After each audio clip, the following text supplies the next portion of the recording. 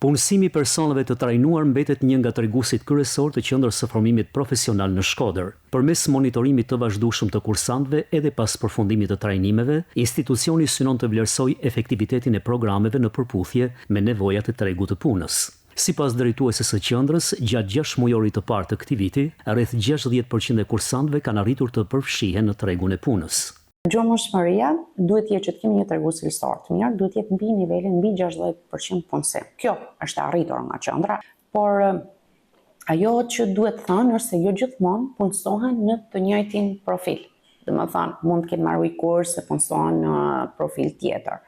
Kjo është edhe nga lëvizja e tregut, kjo është edhe nga mënyra se ku i krijohen mundësitë e punësimit. Për t'u përgjigjur zhvillimeve të tregut të punës, qendra po punon edhe për zgjerimin e ofertës së saj. Brenda këtij viti pritet të hapen 2 kurse të reja në kuadër të garancisë rinore. Vëmendja e qendrës është edhe drejt kurseve të reja, siç janë guida turistike dhe digital marketing, të cilat po punohen bashkë me kurrikulat, të cilat janë gati po punohet. Janë 2 kurse të kërkuara nga të rinjt, sidomos në kuadër të garancisë rinore dhe kurseve që kanë lidhje me njohuritë e reja teknologjike. Në periudhën nga janari deri në fund të korrikut, rreth 600 persona kanë ndjekur trajnimet e ofruara nga Qendra e Formimit Profesional në Shkodër. Interes më të madh paraqesin profesionet në sektorin e turizmit dhe shërbimeve, të cilat ofrojnë edhe mundësi më të mëdha punësimi.